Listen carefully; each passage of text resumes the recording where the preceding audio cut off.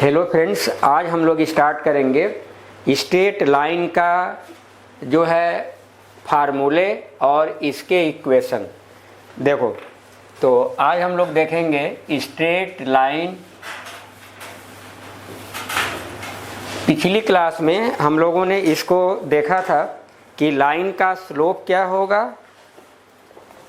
तो उस सिचुएशंस में हमने पढ़ा है कि कोई स्ट्रेट लाइन है, इसके स्लोप निकालने के दो तरीके हैं।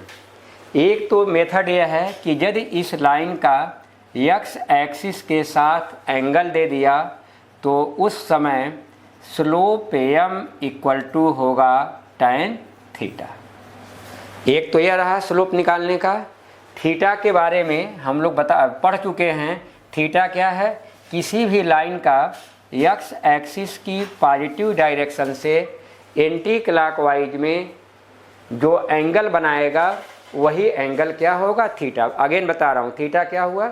लाइन का एक्स एक्सिस से, यह एक्स एक्सिस हो गया, इसकी पॉजिटिव डायरेक्शन से एंटी क्लॉकवाइज में जो एंगल बनेगा वह हमारा होगा थीटा।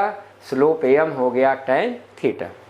दूसरा क्या बताया था कि इस लाइन पर दो पॉइंट दे दिए जाएं।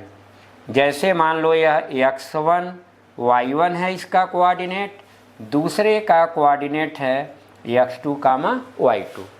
अब यदि यह पॉइंट दे दिया तो इस लाइन का जो स्लोप होगा, इस लाइन का जो स्लोप m होगा, यह बताओ क्या फार्मूला है? y2 माइनस y1 अपान x2 माइनस x1। तो अब यह समराइज हो गया कि किसी भी लाइन का स्लोप आप क्या करते हो? दो तरह से निकालते हो।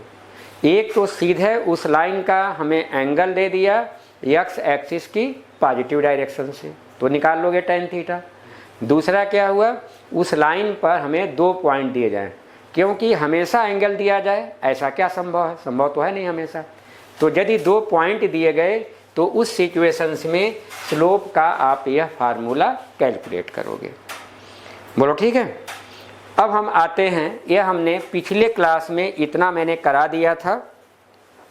अब इसके बाद हम आएंगे कि कंडीशन फॉर टू लाइन। ध्यान दो, अब हमें देखना है कि दो लाइंस आपस में पैरेलल हैं या परपेंडिकुलर हैं। यह हम कैसे डिसाइड करेंगे? इसके लिए देखो, तो हेडिंग डाल लो, कंडीशन फॉर, अगला टॉपिक आएंगे condition for two parallel lines. Condition for two parallel lines. ठीक है। तो अब यह दो पैरेलल लाइंस हैं। एक लाइन यह AB हो गया और दूसरी लाइन हमारी क्या हो गई? CD। दोनों लाइन के अपने अपने स्लोप होंगे। तो मान लो कि इस लाइन AB का जो स्लोप है यह हमारा है m1। लाइन CD का जो स्लोप है यह क्या है? m2। अब देखो, दोनों लाइन आपस में पैरेलल हैं तो यह कहीं एक दूसरे को कट तो करेंगी नहीं। तो ऑब्वियस सी बात है कि एक्स एक्सिस से जितना एंगल यह बनाएगी उतना ही एंगल क्या होगा? ए बनाएगा। और इसको समझो, जैसे मान लो यहाँ आप बना लो एक्स एक्सिस वाई एक्सिस बना लिया, यह हमारा ओरिजिन हो गया, यह एक्स एक्सिस या वाई एक्सिस। मान लो कि एक लाइन मैंने ए ड्रा कर लिया। अब इसके मान लो हमने दूसरी लाइन यह ड्रा कर लिया। अब देख रहे हो इस लाइन का स्लोप इतना है θ1, इस लाइन का स्लोप क्या है? θ2। बोलो, दोनों का स्लोप अलग अलग तुम्हें दिखाई दे रहा है कि नहीं? एंगल दिखाई दे रहा है। तो अब देखो, यदि दोनों का स्लोप अलग अलग है तो यह आगे जा कर के बोलो कहीं न कहीं मिल जाएंगी कि नहीं? कहीं न कहीं मिल जाएंगी दोनों लाइन। तो इसका मतलब हुआ कि यदि दो लाइन का स्लोप या एंगल मैंने अलग अलग लिया तो दोनों लाइन आगे क्या हो जा रही है? मिल जा रही हैं।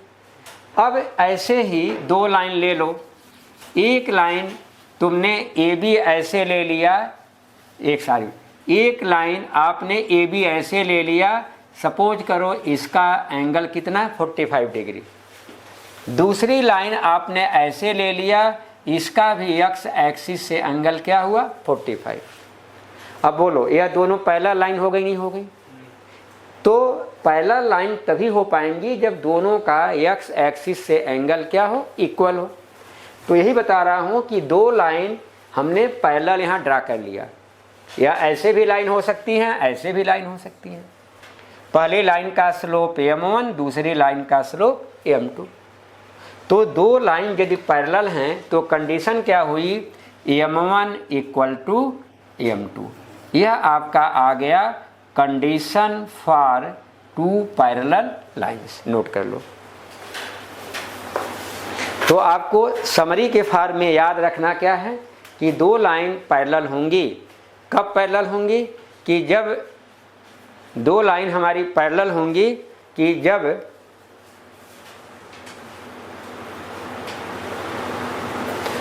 दो लाइन हमारी पैरेलल होंगी कि जब इन दोनों लाइन का स्लोप क्या है, आपस में बराबर है। अच्छा, इधर से देख रहा है, ठीक। चलो जल्दी नोट करो।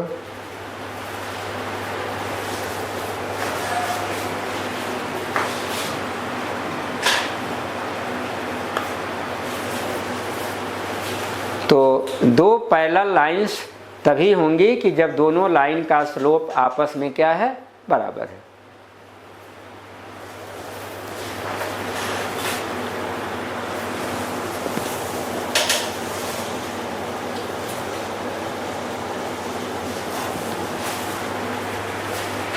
ठीक है, क्लियर? अब आगे हम देखेंगे कि दो लाइन हमारी पैरेलल परपेंडिकुलर हैं तो उसका क्या होगा। तो अब आप दूसरी हेडिंग डाल लो कि condition for two perpendicular lines. Condition for two perpendicular line, यहाँ पैरेलल की जगह कर दो आप परपेंडिकुलर। पैरेलल की जगह क्या कर दो, परपेंडिकुलर। अब समझो, यह एक लाइन हो गई जिसका स्लोप m1 है, दूसरी लाइन हो गई जिसका स्लोप क्या है, m2 है। तो एक लाइन यह ले लिया हमने, ऐसे कट तो करेंगे ही करेंगे। तो अब बोल रहा है कि यह दो लाइन यदि परपेंडिकुलर होंगी तो m1 into m2 equal to क्या हुआ, -1। यह हमारी कंडीशन हो गई कि दो लाइन जब आपस में पैरेलल होंगी। बोलो क्लियर हुआ? समझ में आ रहा है? दोनों याद ही करना है कि दोनों लाइन पैरेलल हैं तो आपस में उनका स्लोप इक्वल होगा, और दो लाइन परपेंडिकुलर हैं तो दोनों का जो स्लोप का मल्टीप्लिकेशन है, यह m1 इंटू m2। m1 क्या हुआ, पहली लाइन का स्लोप, और m2 क्या हुआ, दूसरी लाइन का स्लोप। यह क्या होगा आपका -1 के बराबर होगा। बोलो क्लियर? अब आते हैं हम लोग, अब हम देखेंगे कि नेक्स्ट में कि कैसे लाइन का इक्वेशन, पहली एक्सरसाइज को हम कवर कर रहे हैं। ठीक है, अब आगे हेडिंग डालो, एंगल बिटवीन टू लाइंस। अगली हेडिंग डालिए, एंगल बिटवीन टू लाइंस। यही टॉपिक कराने के बाद आपको हम न्यूमेरिकल करा रहे हैं। Angle between two lines. अब देखो यहाँ पर, यह दो लाइन हैं, यदि यह पैरेलल लाइन नहीं है तो कहीं न कहीं एक दूसरे को क्या करेंगी, इंटरसेक्ट करेंगी। बोलो होगा कि नहीं? यदि दो लाइन पैरेलल लाइंस नहीं हैं तो यह कहीं न कहीं एक दूसरे को क्या करेंगी, इंटरसेक्ट करेंगी। अब समझो कि यदि यह इंटरसेक्ट कर रही हैं तो यहाँ पर दोनों लाइन के बीच में एंगल बन रहा है। जब यहाँ एंगल को डिफाइन करोगे तो दो एंगल बनेंगे। यह इन दोनों लाइन के बीच का एक्यूट एंगल हुआ। एक्यूट का मतलब लेस देन 90 डिग्री। अब देखो इन्हीं दो लाइन के बीच में यह जो एंगल बनेगा यह आपका क्या होगा 180 माइनस थीटा, और यह एंगल आपका होगा ऑब्ट्यूज एंगल। यह कौन सा एंगल है? Obtuse angle. यह कौन सा एंगल है? Acute angle. बोलो ठीक है। क्योंकि यह लाइन जब इंटरसेक्ट कर रही हैं तो क्या हो रहा है? क्रॉस बन रहा है। तो आप छोटा वाला एंगल लोगे तो अलग आएगा और बड़ा वाला एंगल लोगे तो अलग आएगा। दोनों में रिलेशन ही हुआ। यह थीटा हुआ तो यह क्या हुआ 180 माइनस थीटा। मैक्सिमम केसेस में आपके एग्जाम में पूछता है एक्यूट एंगल। एक्यूट एंगल का मतलब थीटा वाला बात। तो जब तुम्हें एक्यूट एंगल थीटा निकल गया तो ऑब्ट्यूज एंगल कैसे निकलेगा? 180 में से सब्ट्रैक्ट कर लो। तो अब आपको जो फार्मूला है tan थीटा, तो इन दोनों लाइन के बीच का एंगल थीटा है, तो tan theta equal to mod of m1 minus m2 upon m1 plus m2। लिखो दो लाइन के बीच में जो एंगल है, ठीक है, यह एंगल क्या लिखेंगे? हाँ बोलो, क्या तुम्हें डाउट लग रहा है? यार m1 माइनस m2 करो या m2 माइनस, क्या अंतर आएगा? अच्छा सॉरी, ये नीचे m1 minus m2 upon 1 plus m1 m2। देखो इसको इसलिए नहीं अंतर पड़ेगा क्योंकि मॉड लिया हमने। मॉड का मतलब क्या हुआ? Positive value. तो यदि हमारा -5 आ रहा है तो उसको भी क्या लोगे? +5 लोगे। बोलो क्लियर हुआ? अब देखो मॉड क्यों लेते हैं। यह जो एक्यूट एंगल है, एक्यूट एंगल में क्या होगा? थीटा की वैल्यू लेस देन 90 होगी। बोलो अब tan का तुमने टेबल पढ़ा हुआ है, तो हमारा 0 से लेके 90 तक, बेटा वहीं बैठ जाओ, 0 से लेके 90 तक फर्स्ट क्वाड्रेंट हुआ। एक्यूट एंगल का मतलब क्या हुआ? Less than 90 degree. तो फर्स्ट क्वाड्रेंट में आएगा। फर्स्ट क्वाड्रेंट में साइन कास्ट टैन कास्ट के बारे में क्या है तुम्हारा? वो ऑल पॉजिटिव। इसीलिए यहाँ पर हम मॉड लगा देते हैं। मॉड का मतलब समझ आ गया क्यों होगा? अब जब मॉड लगा दिया तो चाहे तुम m1 माइनस m2 लिखो चाहे m2 माइनस m1 लिखो। जब आगे इसको हम सॉल्व करते हैं तो इसको हम यहाँ प्लस माइनस ले करके सॉल्व करेंगे। जैसे कभी कभी क्या होगा कि हमें m1 m2 में से एक दे दिया। देखो प्लस माइनस का क्या मतलब है? कभी कभी तुम्हें m1 m2 में से एक दे दिया तो पता तो है नहीं कि जो नहीं दिया वो छोटा है कि बड़ा है, इसलिए हम यहाँ पर प्लस माइनस लगाते हैं। जब उसकी वैल्यू निकालनी होगी, m1 m2 में से एक दे दिया और एक नहीं दिया, तो जो नहीं दिया गया है अननोन है, उसके बारे में कोई आइडिया तो है नहीं अपने पास। तो जब हम न्यूमेरिकल प्रॉब्लम सॉल्व करेंगे, दिखाएंगे तुम्हें, तो यहाँ पर एक बार हम प्लस लेके सॉल्व करेंगे और एक बार हम माइनस लेके सॉल्व करेंगे। लेकिन यदि हमें एक्यूट एंगल थीटा निकालना है केवल, तो यहाँ पर प्लस माइनस लेने की ज़रूरत नहीं है। मान लो m1 भी दे दिया m2 भी दे दिया, बोलो तब इसको सॉल्व करोगे तो यह मॉड लेने के बाद वो वैल्यू क्या आ रही है? पॉजिटिव। क्योंकि यह फर्स्ट क्वाड्रेंट में ये क्या होता है? पॉजिटिव होता है। tan काट साइन का सब पॉजिटिव होते हैं। चलो देखो तुम दो चीज़ें नोट कर लो। या देखो दो लाइन पैरेलल लाइन्स हैं, कंडीशन खाली शॉर्ट में नोट करो। कंडीशन पहला है पैरेलल लाइन का, पैरेलल लाइन्स का, तो यह होता है m1 इक्वल टू m2। दूसरा हमने बताया था अभी परपेंडिकुलर लाइन का, परपेंडिकुलर लाइन, इसके लिए कंडीशन क्या थी? m1 into m2 equal to क्या होगा? -1। और यह बता रहा मैं टॉपिक जो है एंगल बिटवीन टू लाइंस। क्या बताया? Angle between two lines. जल्दी नोट कर लो तुम तो आगे बढ़ें। अब आप लोग नोट करिए, इसको नोट कर लो, फिगर बना लो, लिख लो। तो यार क्या मिला तुम्हें? Acute angle. तो ऑब्ट्यूज एंगल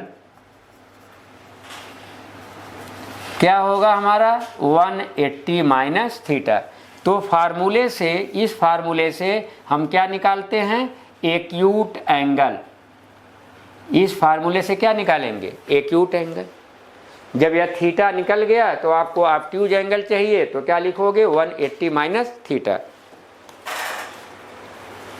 पिछले टर्म पर तुम आए थे जिसमें स्लोप बताए थे, स्लोप ऑफ लाइन। चलो अभी बताता हूं, जल्दी नोट करो।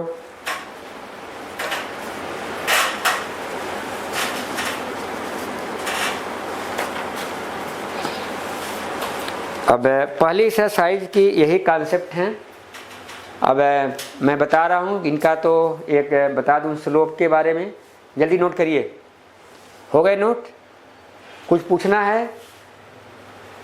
शुभ कुछ पूछना है? M1 M2 स्लोप है ना? हाँ, M1 M2 स्लोप है। हाँ, ये तो सिंबल है ना, स्लोप M था, तो M1 M2 हमारे क्या हैं, स्लोप हैं।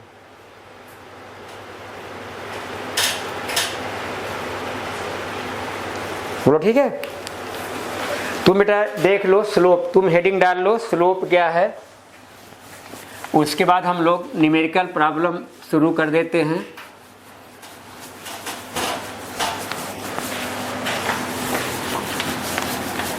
देखो स्लोप ऑफ लाइन एक बार और दोबारा मैं बता देता हूं।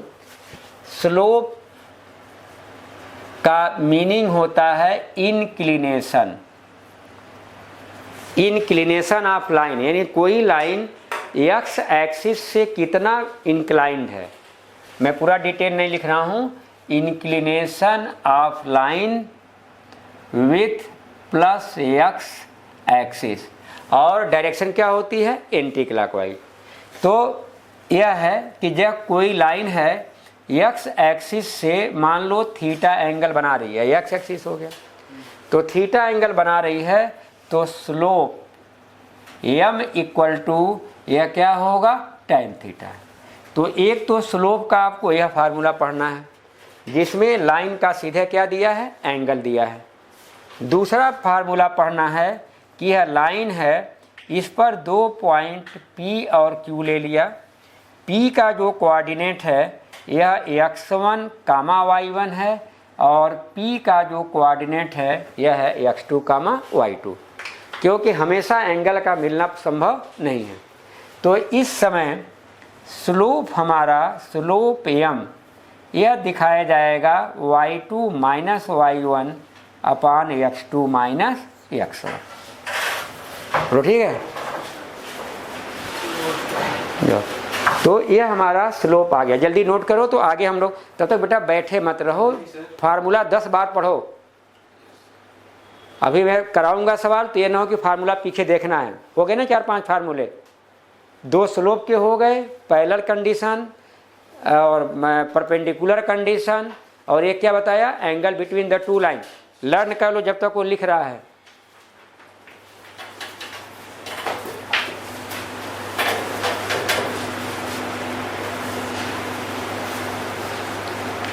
चलो बेटा, बुक की भी जरूरत नहीं है, हम सवाल खुद देंगे, बुक आप लोग बंद कर लो। अभी खुद हम कराएंगे कुछ एग्जाम्पल, कुछ अपने पास से, उसके बाद आप लोग देखिए।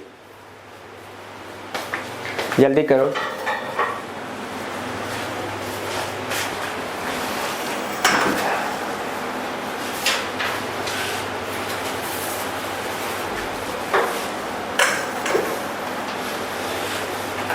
दूर करने पर उसमें अच्छा आ रहा, जल्दी करो।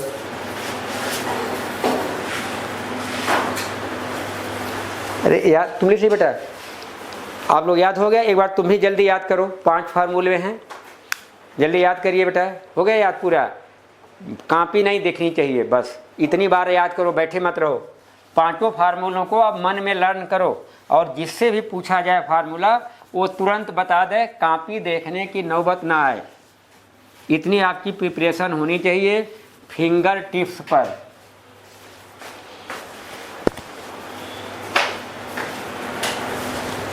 बेटा याद हो गए शुभ? तुम्हें याद हो बेटा? तुम्हारा भी लगभग हो गया होगा ना। पैरेलल में क्या कंडीशन है, 2 लाइन पैरेलल हैं, स्लोप के बारे में m2 परपेंडिकुलर हैं तो क्या कंडीशन है बेटा? m1 into m2 equal to -1। Good. और एंगल बिटवीन द लाइंस का mod m1 plus m2 upon m1 plus m2 है सर m1 plus m2 तो है माइनस ऊपर। ऊपर क्या फिर से बोलो? लिखा है सर मैंने। तो तुम क्यों प्लस लिखे हो? यही तभी से यही सीरियसनेस का अभाव, लैक ऑफ सीरियसनेस है। दो लाइन के बीच का एंगल क्या है? m1 माइनस m2 चाहे m2 माइनस m1, उससे कोई अंतर नहीं है। तो क्या बताया बोलो? हाँ sir m1 mod m1 minus m2 upon 1 plus m1 into m2। अब जब देखो हम इसके सवाल कुछ लिख रहा हूँ बोर्ड पर, आप लोग खुद करते रहिए और मैं यहाँ देखिए मत जिसको आ रहा हो। एग्जाम्पल से ही करा रहा हूँ। बुक बेटा बंद कर दो, बुक बंद कर दो। एग्जाम्पल से ही, यह है आपका एग्जाम्पल 1। लिखो फाइंड द स्लोप। सर ये कर लिया, आप करने को दिया था। अच्छा कर लिया है? हाँ सर मैंने भी आप कर बोले लिया। अच्छा चलो, सब लोगों ने कर लिया है, वेरी गुड। बस एग्जांपल 1 किया, उसके बाद नहीं।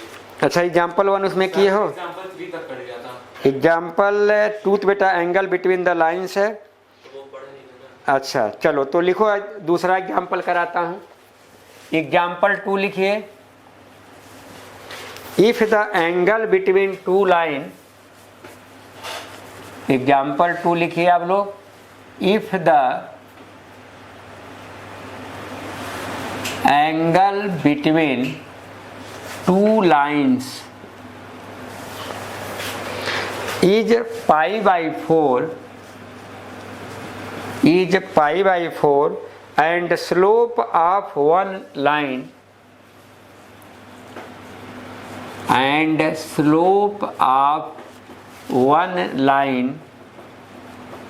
is 1/2. Find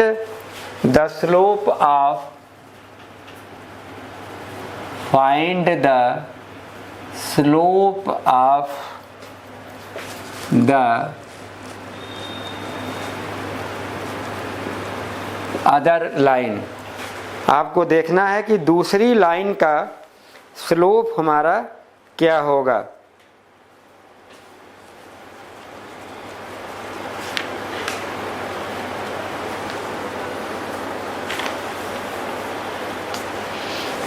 अब समझो तुम लोग, एंगल बिटवीन द लाइन का फार्मूला बता है, जैसे बुक में आपने बताया m2 माइनस m1 लिखा है या m1 माइनस m2, इससे कोई डिफरेंस आपको नहीं मिलेगा।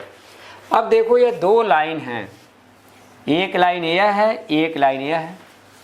बोल रहा है कि angle between the two line is pi/4। तो pi/4 देखो 90 से कम है कि नहीं है, इसका मतलब है कि एक्यूट एंगल थीटा दिया है। और इसमें से एक लाइन का स्लोप क्या दिया है? हाफ। तो इसका स्लोप m1 मान लो हाफ है, और इस दूसरी लाइन का स्लोप क्या है? m2। तो m2 इक्वल टू क्या मान लें? m। तो हमें यही निकालना है। तो अब आप फार्मूला वही लिखोगे, tan theta equal to mod of m1 minus m2 upon 1 plus m1 m2। यहाँ हो गया tan pi/4। pi/4 क्यों ले रहे हैं? दोनों लाइन के बीच का एंगल क्या है? pi/4 है। तो अब यह pi/4 मैंने ले लिया, तो tan pi/4 ब्रैकेट में मॉड में m1 minus m2 1/2 minus m2 की वैल्यू क्या लिया हमने? m लिया अपान 1 प्लस m1 m2 मॉड आप यहाँ तक कर लो, half into m। tan pi/4 क्या होता है? 1। अब यहाँ तुम लोग समझो, अभी मैंने बताया था कि